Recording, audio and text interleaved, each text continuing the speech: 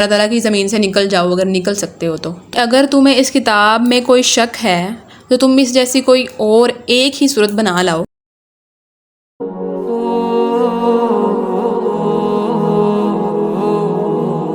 السلام علیکم ورحمۃ اللہ وبرکاتہ۔ امید ہے آپ سب لوگ خیریت سے ہوں گے۔ Welcome to my YouTube channel Quran education teach by Wajeeha. الحمدللہ ہم نے پہلے پارے کے 2 رکوع مکمل کر لیے ہیں۔ آج ہم تیسرا رکوع سٹارٹ کریں گے۔ بسم اللہ الرحمن الرحیم۔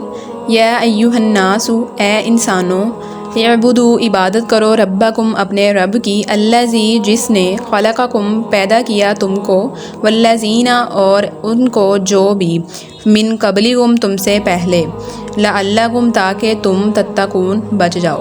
تمہیں بھی اور تم سے پہلے جو لوگ گزرے ہیں انہیں بھی پیدا کیا، ٹھیک ہے۔ الذی، جس نے، جعل، بنایا، لکم، تمہارے لیے، الارض، زمین کو، فراشن، بچھونا، والسماء، اور آسمان کو، بناء، چھت، وانزل، اور برسایا، من السماء، آسمان سے، ماء، پانی، فاخرج، پھر نکالا، بہ، اس کے ذریعے سے، من الثمرات، ہر طرح کی پیداوار کو، رزقاً، بطور رزق، لکم، تمہارے لیے، فلا، پس نہ، تجعلوا، ٹھہراؤ، للہ، اللہ کا، انداداً، ہمسر، وانتم، لیکن تم، تعلمون، جانتے ہو، وَإِن، اور اگر، کنتم، ہے تم کو، فی ریب، کوئی شک، مما، اس کے بارے میں، نزلنا، جو نازل کیا ہے ہم نے، علی عبدنا، اپنے بندے پر، فاتوا، تو بنا لاؤ، بصورت، ایک ہی صورت، من مثلہ، اس کی مانند، ودعوا، اور بلا لاؤ، شہداءکم،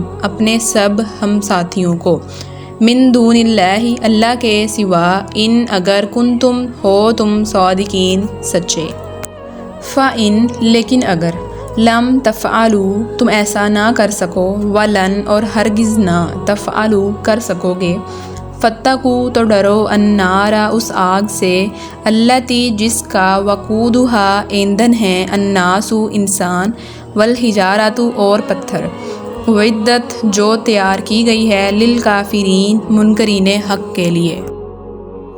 ان سے پہلے جو ہم نے آیات ڈسکس کی ہیں ان میں لوگوں کو قرآن مجید کو ماننے اور نہ ماننے کے اعتبار سے 3 ڈیفرنٹ کیٹیگریز میں ڈیوائیڈ کیا گیا ہے۔ وہ کون سی تھی؟ پہلی مومنین کی، دوسری کافروں کی جو سرے سے ہی انکار کرتے تھے، اور جو ہم نے کل ڈسکس کیا وہ منافقین۔ اور اب اس میں اصل مقصد بیان کیا جا رہا ہے کہ انبیاء کرام، رسول صلی اللہ علیہ وسلم اور کتابیں وغیرہ کیوں اتاری گئی تھیں۔ ان کا اصلی مقصد تھا دعوت توحید، یعنی اللہ تعالیٰ کو ایک ماننا اور اس کی عبادت اور دعا میں کسی کو شریک نہ ٹھہرانا۔ توحید کی پہلی دلیل یہ بیان فرمائی کہ تمہارا رب ہوں جو تمہاری پرورش کر رہا ہے اور تمہاری ہر ضرورت پوری کر رہا ہے۔ دوسری دلیل اس کی وہ نعمت ہے جو رب ہونے سے پہلے کی ہے، اور وہ ہے تمہیں پیدا کرنا۔ باقی تمام نعمتیں اس کے بعد ہیں، اگر یہ نہیں تو کچھ بھی نہیں۔ قرآن مجید اس دلیل پر بہت زور دیتا ہے اور اسے بار بار دہراتا ہے، اس لیے کہ کفار بھی مانتے ہیں کہ خالق اللہ تعالیٰ ہی ہے۔ فرمایا گیا، وَلَئِن سَأَلْتَهُم مَّن خَلَقَكُمْ لَيَقُولُنَّ اللَّهُ، اور یقیناً اگر تو ان سے پوچھے کہ انہیں کس نے پیدا کیا تو بلا شبہ ضرور کہیں گے کہ اللہ نے۔ دوسری آیت کی تفسیر ہے کہ اللہ تعالیٰ نے صرف تمہارے باپ دادا کو تمہیں پیدا کرنے کے بعد چھوڑ نہیں دیا کہ کوئی دوسری ہستی تمہیں کھانے پینے کے لیے کوئی چیزیں دے گی، بلکہ نہیں، اللہ تعالیٰ نے انسان کے اوپر بہت سے انعامات کیے ہیں، ہر چیز کا بندوبست خود فرمایا ہے۔ زمین کو تمہارے لیے بچھونا بنایا ہے، آسمان کو چھت بنایا ہے، پھر آسمان سے پانی اتار کر تمہاری روزی کے لیے مختلف پھل پیدا کیے۔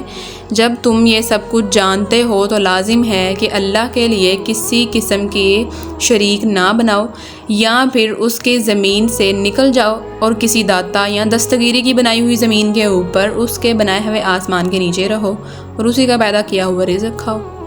اگر تم نے کسی کو شریک ٹھہرانا ہے نا اللہ تعالیٰ کے ساتھ، تو پھر یہ ہے حکم کہ اللہ تعالیٰ کی زمین سے نکل جاؤ اگر نکل سکتے ہو تو ہم نہیں نکل سکتے، تو بہتر ہے عمل کی بات یہاں پہ کیا ہے کہ مانگیں صرف اللہ تعالیٰ سے، کیونکہ دینے والی ذات صرف اللہ تعالیٰ کی ہے۔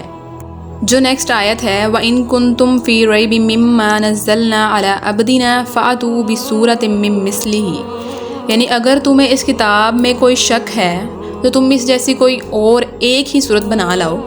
جب ہم نے سورہ بقرہ سٹارٹ کی تھی تو سٹارٹ میں ہی یہ آیا تھا کہ لا ریب فیہ، یعنی فرمایا گیا کہ اس کتاب میں کوئی شک نہیں ہے۔ لیکن اگر تمہیں اس بارے میں کوئی شک ہے تو تم اس جیسی ایک صورت بنا کر لے آؤ۔ یہ چیلنج آگے بھی کیا گیا ہے بنی اسرائیل میں، سورہ ہود میں اور سورہ یونس میں۔ بنی اسرائیل میں یہ چیلنج کیا گیا تھا کہ اس جیسی کتاب ہی لاؤ، پھر سورہ ہود میں کیا گیا تھا کہ 10 صورتیں لے آؤ، پھر سورہ یونس میں کیا گیا تھا کہ اس جیسی ایک ہی صورت لے آؤ۔ پہلے ہم نے جو 2 آیات ڈسکس کی ہیں ان میں شرک کی تردید کی گئی اور توحید کی دعوت دی گئی ہے، اور اس آیت میں کیا ہے؟ رسول صلی اللہ علیہ وآلہ وسلم کی رسالت پر ایمان لانے کی دعوت ہے۔ عبدینا یہاں پہ جو ورڈ یوز ہوا ہے، نزلنا علی عبدینا فاتو بصورت من مثلہ۔ عبدینا اگرچہ تمام بندے اللہ تعالیٰ ہی کے بندے ہیں، مگر ہمارے بندے سے مراد ہے ہمارا خاص بندہ، جیسے کہ بیت اللہ۔ ہر زمانے میں جو چیز کمال کو پہنچی ہوئی تھی، اس زمانے کے پیغمبر کو ایک ایسا معجزہ دیا گیا جس کے سامنے انسانی کمال عاجز اور بے بس ہو، جیسے فرعون کے جادوگر اور عصائے موسیٰ، اور عیسیٰ علیہ السلام کے زمانے کے با کمال طبیب، اور عیسیٰ علیہ السلام کا مردوں کو زندہ کرنا۔ رسول صلی اللہ علیہ وآلہ وسلم کے زمانے میں اہل عرب کو اپنی فصاحت و بلاغت پر فخر تھا، تو اللہ تعالیٰ نے اپنے نبی کو ایسا معجزہ عطا فرمایا جس کی چھوٹی سے چھوٹی صورت کی مثال سینکڑوں برس گزرنے کے باوجود کوئی پیش نہ کر سکا۔ نیکسٹ آیت کہ جس میں بتایا گیا ہے کہ جہنم کا جو ایندھن ہے وہ انسان ہوں گے، پتھر ہوں گے۔ عام طور پر جو آگ اب دنیا میں جو آگ ہوتی ہے اس پہ اگر ہم کوئی بھاری پتھر رکھیں آگ کے اوپر تو وہ آگ بجھ جاتی ہے، ایسا ہوتا ہے نا۔ لیکن جو جہنم کی آگ ہے اس میں اور زیادہ انرجی آتی ہے، اس کا ایندھن انسان ہے اور پتھر ہیں، ان سے مزید بھڑکے گی۔ جب انسانوں کو جہنم میں استغفر اللہ پھینکا جائے گا اور پتھر پھینکے جائیں گے، جو بت ہیں وہ پھینکے جائیں گے، تو ان سے جہنم اور زیادہ بھڑکے گی۔ رسول صلی اللہ علیہ وآلہ وسلم نے فرمایا، تمہاری آگ جہنم کی آگ کے 70 حصوں میں سے ایک حصہ ہے۔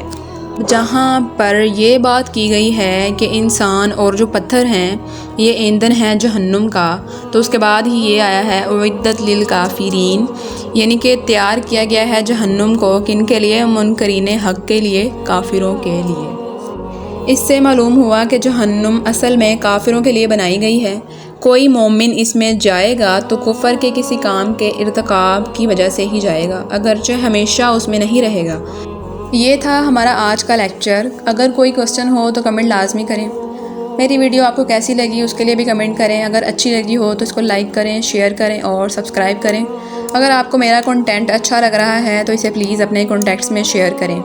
جزاک اللہ۔ دعاؤں میں یاد رکھیں۔ اللہ ہم سب کو ہدایت دے، آمین۔ السلام علیکم۔